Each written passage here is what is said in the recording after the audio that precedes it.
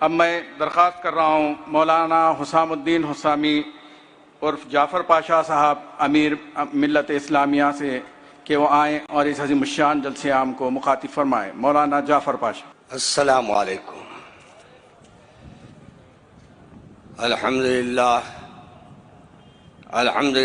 نحمده ونستعینه ونستغفره ونؤمن به ونتوکل علیہ ونعوذ باللہ من شرور انفسنا ومن سیئات اعمالنا من یهدی اللہ فلا مضل له ومن يهدي الله فلا مضل له ومن يهدي الله فلا مضل له۔ اللہ جسے ہدایت دے اسے کوئی گمراہ نہیں کر سکتا۔ عزیزان محترم، آج کے عنوان پر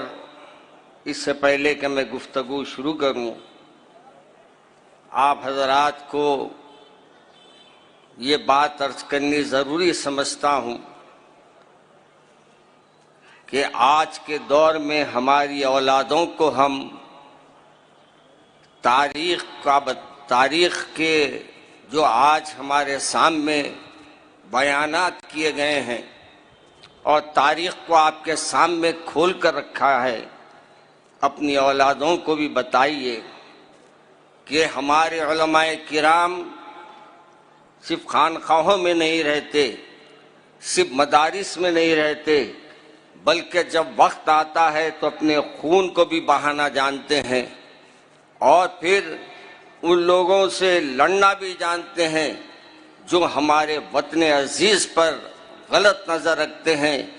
اور اپنے وطن عزیز کے لیے ہم اپنی جان کو مٹانا بھی جانتے ہیں۔ کسی شاعر نے کیا خوب کہا تھا، جب کبھی اس چمن کو خون کی ضرورت پڑی، سب سے پہلے ہماری ہی گردن کٹی، اب یہ کہتے ہیں ہم سے اہل چمن، یہ ہمارا چمن ہے تمہارا نہیں۔ آج مجھے حیرت یہ ہو رہی ہے کہ ہمارے آزادی کے 75ویں جشن کے موقع پر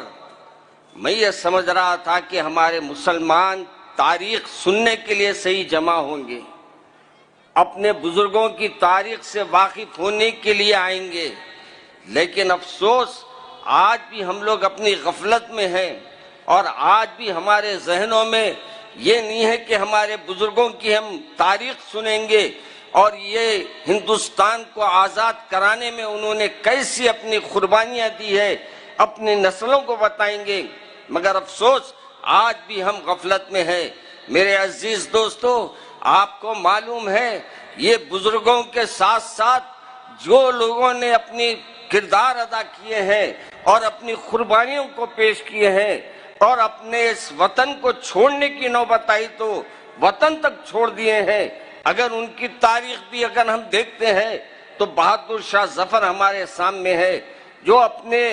اولاد کو، جو اپنے بچوں کو پال پوس کر بڑا کیا، لیکن ایک وقت آیا جب ہندوستان کے اوپر انگریزوں نے اپنے ظلم کی انتہا کر دی، اور انتہائی ظلم میں ایک بات یہ بھی کر دیا کہ جب بھوک کھانے کا وقت آیا تو اپنے کشتیوں میں سجا کر ان کے اپنے بیٹوں کے سروں کو بھیجا۔ آج ہم لوگ تو ماشاءاللہ سنتے ہیں پھر بھول جاتے ہیں۔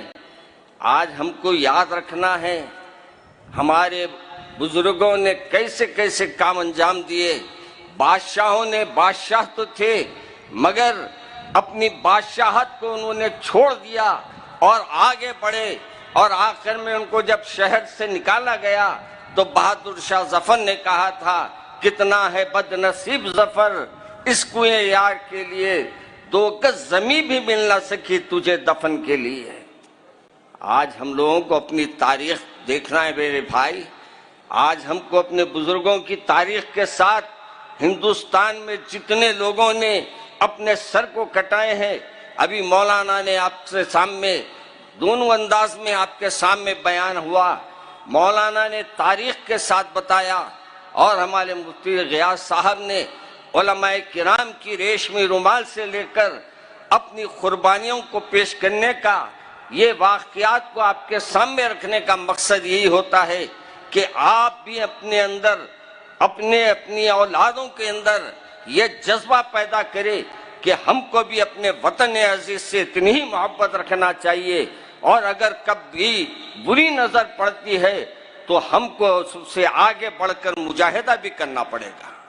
علماء کرام کی قربانیوں کو سامنے رکھتے ہوئے یہ موجودہ حالات میں ہم کو اپنے بزرگوں کی صحبت میں مل کر، ان کے بزرگوں سے مل کر اپنی اصلاح کی فکر کرنا چاہیے، اور اپنی اولادوں کو، اپنے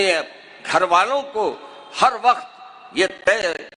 ان کو یہ واقعات کو سناتے رہنا۔ یاد رکھیے، بچوں کو ہم کہانیاں بہت سنا لیے، اب حقیقی چیزیں بھی سنائیے۔ سیریلہ بہت دکھا لیے، اب کبھی اپنے بچوں کو یہ بھی سیریل بتائیے کہ ٹیپو سلطان نے کس انداز سے مجاہدہ کیا، اپنی گردن کٹا دی مگر جھکنا پسند نہیں کیا۔ ابھی مولانا نے فرمایا نا، ہمارے مفتی صاحب نے جیسے فرمایا،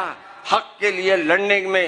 پیچھے نہیں ہٹنا چاہیے، حق کو حاصل کرنا آپ کا اور میری ذمہ داری ہے، اور آپ کو حاصل کرنے کا ہمارے کو پورا اختیار ہے۔ اس لیے میرے عزیز دوستو، آپ اور ہم